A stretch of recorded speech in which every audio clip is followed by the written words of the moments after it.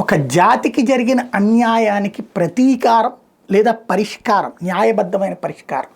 హిందూ జాతి ఈరోజు వరకు దాదాపుగా 700 సంవత్సరాల నుంచి ఇంకా పూర్తిగా దాని స్థాయికి తెచ్చుకోలేకపోయింది. ఇప్పుడిప్పుడే వస్తుంటే మధ్యలో చీడ పురుగులు వస్తుంది, అది పక్కన పెడదాం. సిక్కు జాతి కష్టపడింది, నష్టపడింది ఇందిరాగాంధీ మరణం తర్వాత. ఇందిరాగాంధీనే పెంచి పోషించినటువంటి భింద్రన్వాలా తీసుకొచ్చినటువంటి సైన్యాన్ని ఇందిరాగాంధీనే చంపించడానికి చేసినటువంటి ఆపరేషన్ బ్లూ స్టార్ ఇంపాక్ట్తో ఆనాడు సిక్కులు మనోభావాలు దెబ్బతిన్నాయి.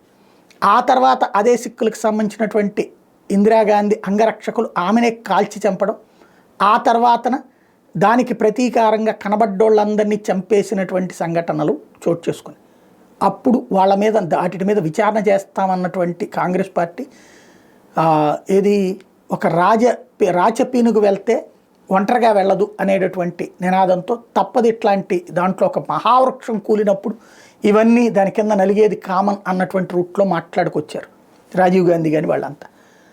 ఆ తర్వాత భారతీయ జనతా పార్టీ అధికారంలోకి వచ్చిన గతంలో వాజ్పేయి టైంలో ఎంక్వైరీ అప్పుడు ప్రారంభిస్తే మళ్ళీ మధ్యలో ఆ ప్రభుత్వం ఆగిపోయింది. మధ్యలో మళ్ళీ కాంగ్రెస్ వచ్చింది, ఎక్కడదక్కడే అయిపోయింది.